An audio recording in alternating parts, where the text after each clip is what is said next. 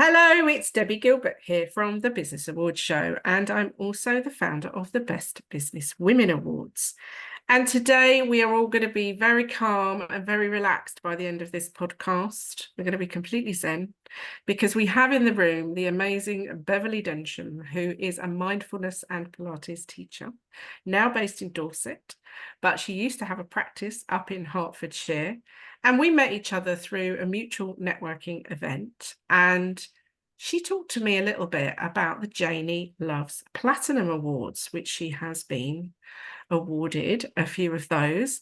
And I thought, well, that's interesting because we've never talked about those awards on the Business Awards Show. But also, Beverley has a great story about building her business and then heading off to the seaside to be in that kind of relaxed environment. So welcome, Beverley. Thank you very much, Debbie. Oh, it's lovely to have you here. So on our show, we always start off by talking about the entrepreneurial journey.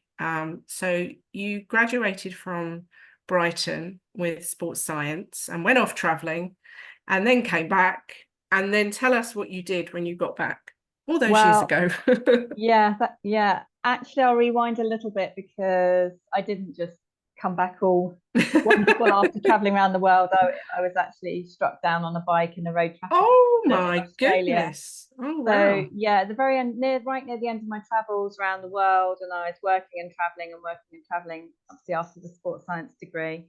I was working in a backpackers actually at this point in Cairns right at the top of Australia.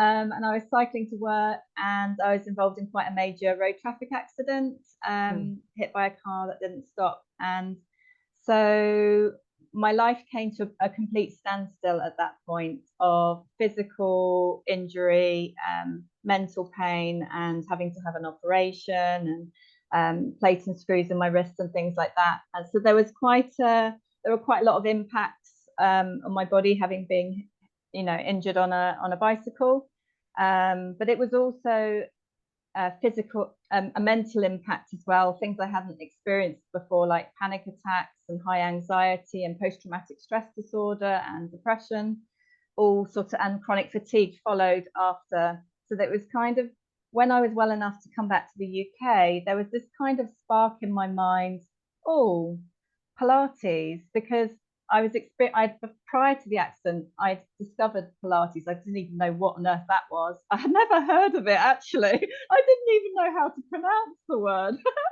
I thought it was pilots or anyway. So this physio kind of sports injuries clinic prior to that had recommended it, and that really helped my back. So I was very grateful. But after this accident, obviously I saw this, I'd seen the surgeon in Australia, and they kind of pieced me together in my wrist and arm. They did a good job, but there was also the mental health recovery as well. But also I started going to London to train in Pilates just for myself to start with, and it gave me a passion. It gave me something to do. I couldn't use the sort of left side of my arm and wrist and body to start with. But they still let me go for lessons with like a splint on my wrist. And then they even let me train as a teacher with a splint on my wrist, which I was so grateful for, because I suddenly knew this is helping me so much. And both physically and in my mental health. Yes, it didn't mean I didn't see the surgeon. It didn't mean to say I hadn't seen the doctor and the physiotherapist and things, practical things like that, and a psychologist and cognitive behavioral therapy and everything else, and another therapist, which helped me heal from the panic attacks. But it gave me a purpose, really, and a passion. I was like, oh, it's helping me so much. I want to help other people and qualify and train in this. And that's what I did. And then I was the first teacher in Hertfordshire actually qualified with Body Control Pilates Association, and they had a waiting list for me of clients to work with, because it was I was the first one in that county, so there were people waiting to work with a qualified teacher. So I opened studio straight away and started off with 1 client, 5 clients, 1 class, 2, 3 classes, and eventually it was a big studio, little studio, team of teachers helping me in the end, and a very successful business. And and specialise particularly with backs actually, and back pain.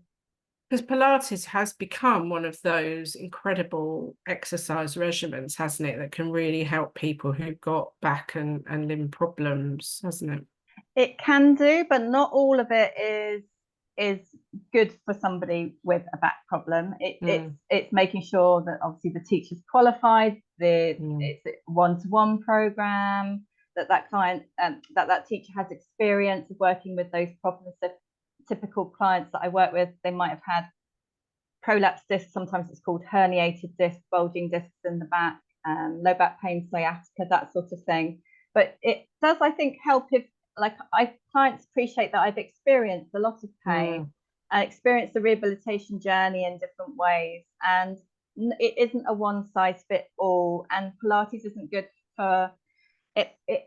What I'm trying to say here is you have to do the right things for each person.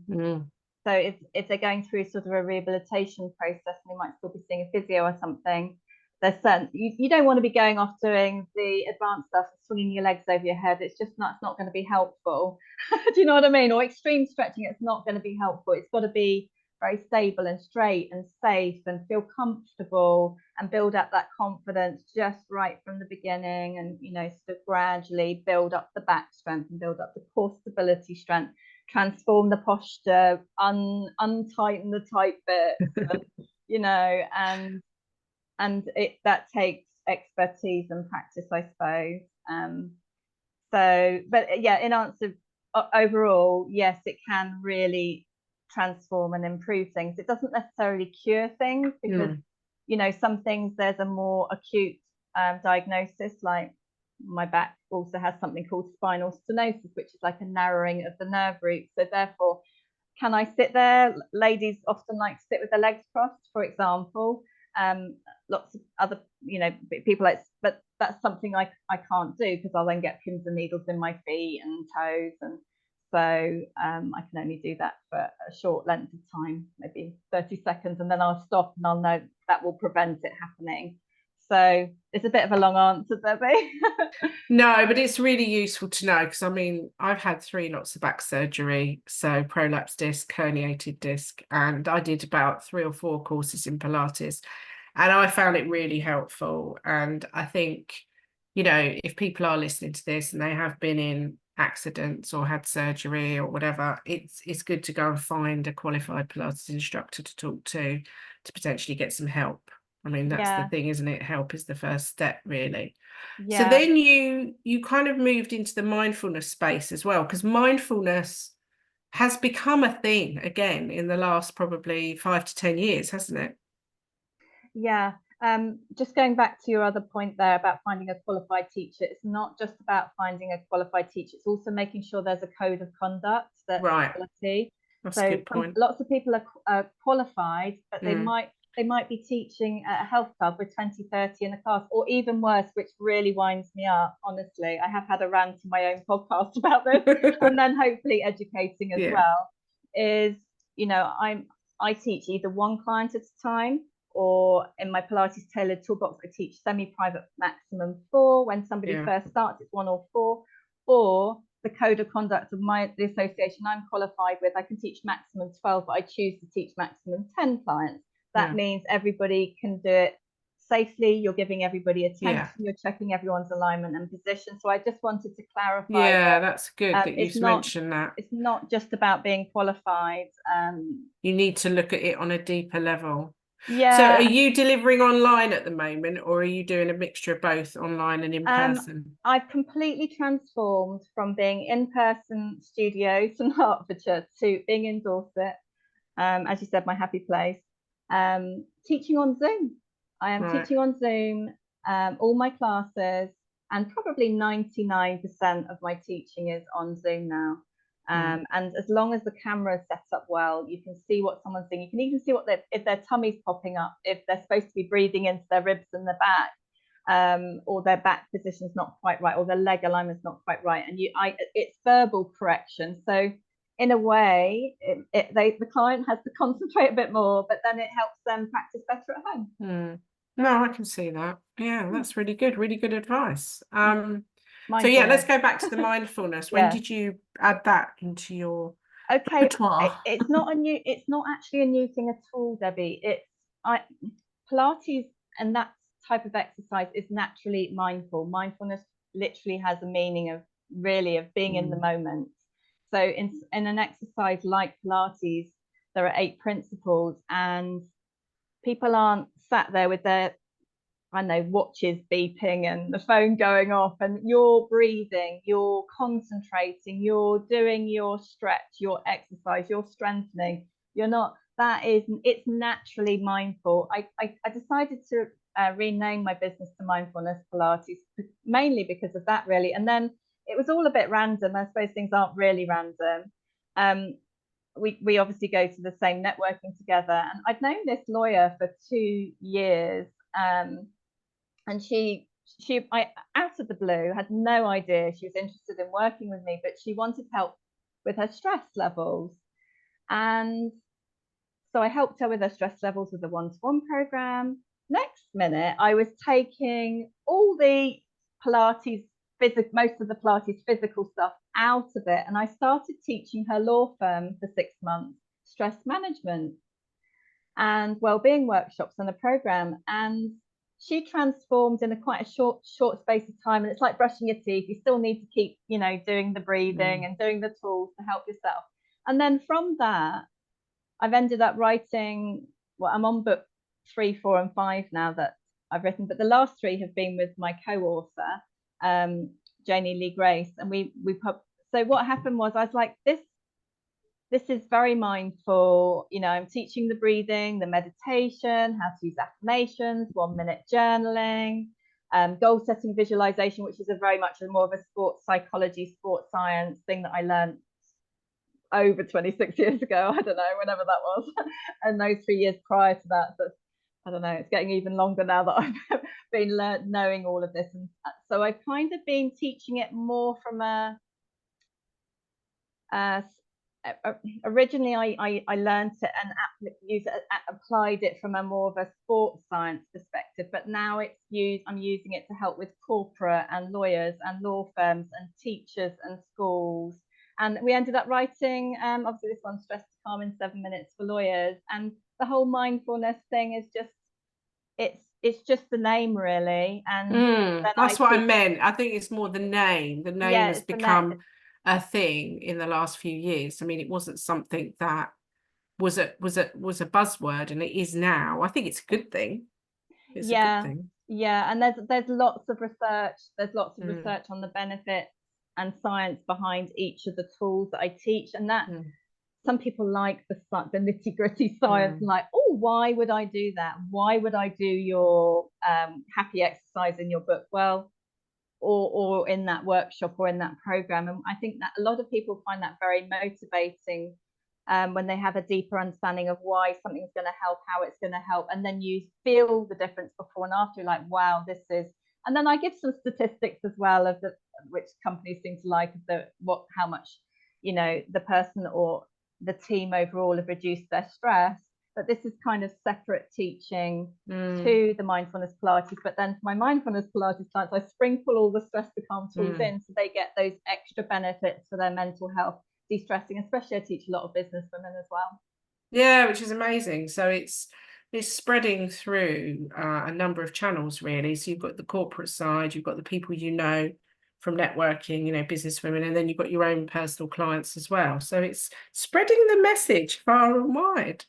Yeah, it's just bit by bit. Yeah, I think before we came on today, I said, oh, I've just interviewed on my podcast a family lawyer about overwhelm. And so yeah, it's so rewarding when you see somebody who might have been in a bit of a state before they came along and were overwhelmed and getting ill all the time and being off work, and to see them flourishing in life and work and inspired and not getting ill anymore and knowing how to cope with the stress. Not saying it doesn't come, because it certainly is going to come in her type of job, but that's quite exciting for me to observe that I can facilitate a self-empowerment in that person, and then in how they're then ricocheting out into the world. So that's really quite exciting interview today that I did earlier. Oh, well, that brings me on to talk about your podcast. So what's your Uh, podcast called? It's called the Mindfulness Pilates podcast.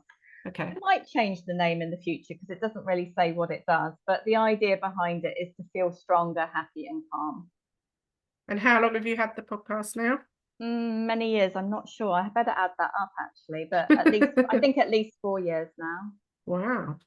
And what sort of things can people learn from your podcast? So originally, there was a lot about pain in it, a lot about back pain, a lot about disc problems, and also people sharing their stories of where they were and what pain they were in, or the first ever episode is still the most popular. It features Sweet the cat meowing in it with my sister Julie New, who shares her hip pain story to feeling okay again. So we had a celebrity cat in that episode. But also I include a de-stress mindfulness type moment in each episode. So there's always, in the latest episode, it was about eat, sleep, breathe, repeat. So when people are going through difficult times, how to breathe in a minute or a few minutes, to triangle breathing to sleep better, or to feel better after your working day, or you're up to here in stress halfway through the day and just take some time out to how to breathe.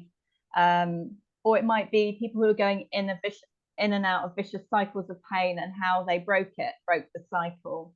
Have guest experts on as well, sometimes fellow authors, lawyers. That's the second lawyer I've had on today, and covering different topics like sciatica, or how an 80-year-old ran again after having hip pain and really bad balance, hobbling up the stairs, holding onto the banister for dear life, and now they have no pain and actually managed to jog again. Wow, that is an incredible story. I know. And so I think I like it when there's, I have business women regularly coming on, back pain relief, and how people are really embracing the teaching, not just like, oh, roll up once a week, forget about it. I mean, slightly, what's the point of that? It's going to help a bit, but it's not going to give the big impact that you need.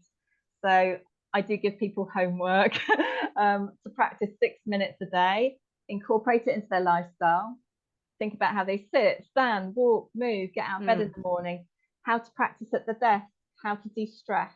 So people are self-empowered and have little videos, 6 minutes they can play, or a little 1 minute, or they can do recording. And so with the podcast, it's just lovely having different guests on sharing their stories, and people who can relate to that overwhelm or not coping, and what they've done to sort themselves out. And it's not a cure, but I suppose it's about self-empowerment in mental health and body and back health. Absolutely. Sounds brilliant. Okay, so Business Awards Show is the name of our podcast. So we like to dive in and talk about what role awards have played in your business. And Janie Loves Platinum are very much awards set up by Janie, which we'll talk about in a minute. And they are very much aimed at the health and wellness sector. And you've won a few of those awards. So talk me through your thoughts of why you entered those particular awards and what benefits you've had from that. Yeah, as I said, it's been a really lovely journey. I mean, I'd heard about the awards and I thought, I was like,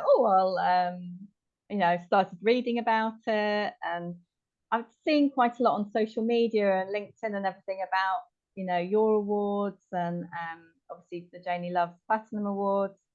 And I was like, that looks good. And I think, I'll enter that, because I think any raising awareness of what you do and how you help is really valuable. Like in Hertfordshire, I used to have a column in the I think it's the Times newspaper. In every month, I'd have a column. I'd write a column, and that people get to know you very well by having a column, or writing for magazines, or being in the newspapers, or being on other people's podcasts or radio that I've done. So I've done all those other things. And I think awards I think it's really high vibe being even entering an award, because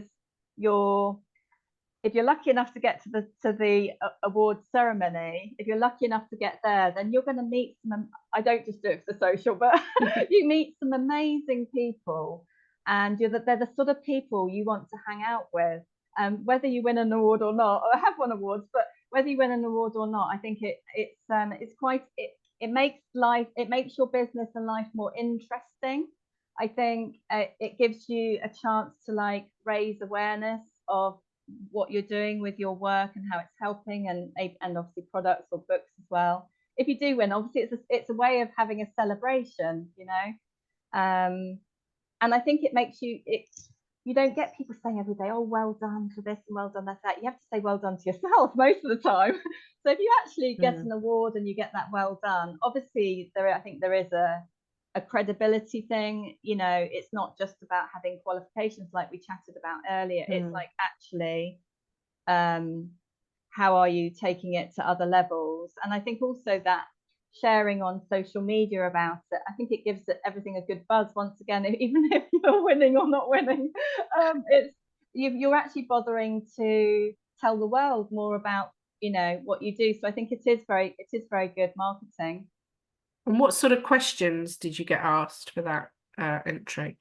So there's different categories I've entered in. So obviously, if it's about a book, they want to know about your book, your reviews, all of that sort of thing. My second book, very exciting, Dame Kelly Holmes wrote the foreword. Did she? Oh, that's amazing. Former Olympic 800, 1500 meter champion.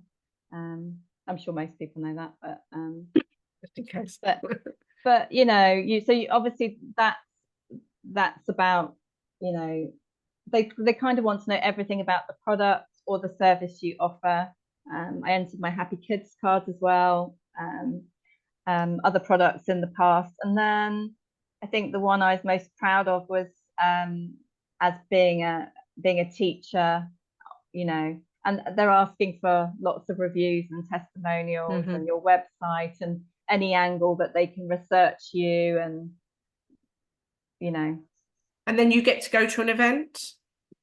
Yes, you do. So it's a lovely event. They've had it at different venues, but more recently they've had it at Hello Love in London. So it's, you know, it's food and nibbles and beautiful non-alcoholic drinks at Janie's events these days, and amazing people, and it's also exciting, and you can take someone along. So last time I took my mum, so my mum was so proud to be with me, and I just had a lovely day out with my mum as well. And then we celebrated afterwards as well. Obviously you celebrate at seeing, and then you meet people you've met before, and maybe people that you'll collaborate with in the future. And yeah, beautiful people who run Hello Love, and then the celebrations then continue if you've won something. And then I obviously had lunch. And then I guess you've got the photos from the day that you can share as well, and a logo you can share.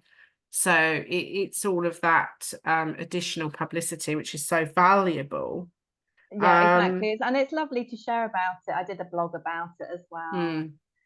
Yeah. And So tell me about the Happy Kids cards. What are they? Yes, yeah, of course I can. Well, I just say, so I did win the Mindfulness Pilates teacher the last time I was at the awards. So I have to say I was really proud of that, because after 26 years, and I have been through some rock bottoms, including domestic abuse and things like that, and I had to start all over again in business. So if some people see me and say, oh, you know, she's so happy now. Yes, I am actually. But it's not been easy. No, and going you've had a journey. It's been a journey, and, you know, to have gone from a 6-figure business to start right from scratch, like a beginner, not a beginner in your expertise, but in your, you know, building up your, you know, your work again. But now it's in a good place. So in answer to your question, Happy Kids cards. So when my son was primary age, he's now 19 years old. Wow. I know. I created Happy Kids cards. It was a bit of a weird story, actually. What happened was I ended up half of this particular summer in 2015, half of my vocal cords paralyzed, and I had a large growth on my thyroid, so I had to take I had to take like months off work, which is like unheard of for me, really. And in that time, I was like, so they were checking me they were doing biopsies and checking for cancer, and they were like, not, looking a bit dodgy, because obviously it's not good to have half your vocal cords paralyzing. So I was quite quiet at that point, and I was so determined to heal myself. I really didn't want an operation. And an idea came up to write these happy kids cards. Now, what they're all about is having a voice and expressing how you feel. They're not like, oh, let's just pick an airy fairy affirmation card and, oh, I don't know, I am loved, I'm surrounded by love, and you're not feeling that day. It's about giving them a shuffle, or if it's a primary school age child or children, they can get a soft toy and pick it, and then, or fan them out or slide them along the floor, and then pick a card of that moment of the day. I love to smile. Smiling makes me happy, but the idea isn't just to enjoy what it says, it's to express yourself. So you can think about what it means to you, or with a child or children, or in all of my teaching, I use the adult teenager deck, which is the happy and calm cards, but these ones won an award. This is about you, a parent or carer with their child, or somebody who works with children. What does that mean to you today? And then then they'll just talk about it. Conversation starters, aren't they? Yeah, they are conversation starters, but they also really support and during good, challenging and sad times of life, or grief, or and anyway, what happened was, lo and behold, after I wrote them, I was better. And the big swelling uncancerous tumor on my thyroid shrunk down, and the vocal cords healed, and I could quietly, my voice was quite, funnily enough, this primary school, I ended up with quite a quiet voice. I taught every child in the primary school with the cards. So every class worked with me, with their teacher in this well-being. It's kind of mental health well-being day for the school. So even though my voice was just coming back, and I was able to, confidently use it again, it was a bit quiet and it's kind of like you had a sore throat, but very sore throat. And there I was, facilitating that, which was really exciting. Amazing. Yeah. Well, so from awards, they're still very much on your radar, aren't they? And you're sort of thinking about what you're going to do for next year. And we like to end the podcast interviews with some tips. And I think where you're concerned, most of the people who listen to this podcast are business owners. They're entrepreneurs who've started a business and are running it all themselves day to day, which can be, as we know, quite stressful and overwhelming. So I wondered what advice or tips that you could pass on to them to help them, balance the stresses of the day. Yeah, I think the first thing I'd say, I think we were chatting about this beforehand a little bit, but obviously if we're teaching something, or it's a presentation time, or it's a podcast, you've got to be there in the moment, and you're not going to go off walking around and stuff, or you're in the middle of a networking meeting or whatever. But a lot of us can then get engrossed on the laptop or the computer and not move enough, and be sat there. Some of my clients sit there 10 hours a day, whatever, and they might be injury free, but their posture's starting to go downhill, and they're getting aches and pains in their neck and shoulders and upper back, and it's like, by the end of the day, and they're sat like bananas.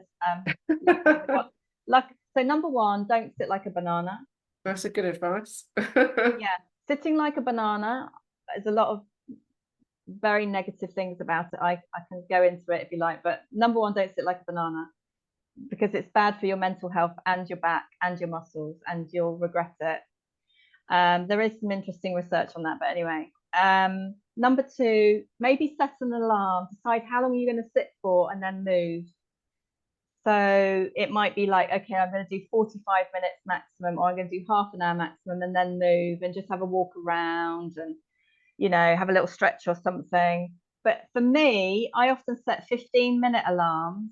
It doesn't mean I'll necessarily get up. I want to finish the task, and then I'll be like, okay, it's reminded me to get up, and I'll potter over to the balcony, gaze at the sea in the distance, have a little quick stretch out there. Might go and get a cup of tea, and then I'm back again, and then or to have a breathe break. So when you go to the bathroom, the door's shut, and you're in private or in your office, just sit or stand. So in the bathroom, just sit standing, good posture, close your eyes and take 5 breaths in through your nose, out through your mouth, relax.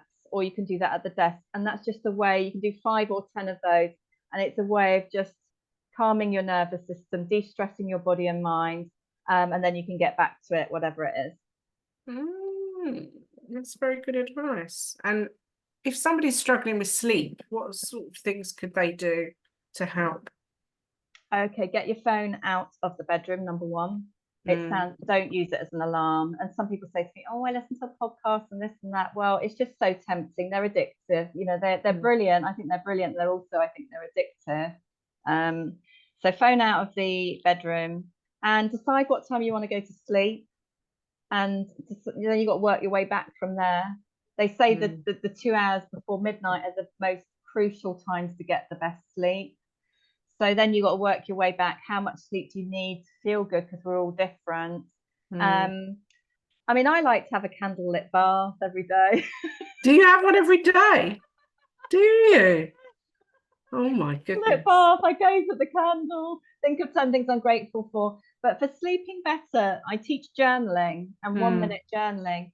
It's a really good practice. There's research and science on this now. It's not so well known yet, but it's even doctors like Dr. Rangan Chatterjee are sort of bringing it into the sort of public awareness that journaling can also help you sleep better, particularly if you do things like writing down what you're grateful for or what's gone well that day, rather than moaning about something or other. But actually that sort of journaling can be really useful. Also to do a bit of stretching or breathing or meditation, whatever you want to call it. So one that I've featured on one of my latest podcasts is called triangle breathing. And this is helping my sister sleep better. So you can do this as well in bed.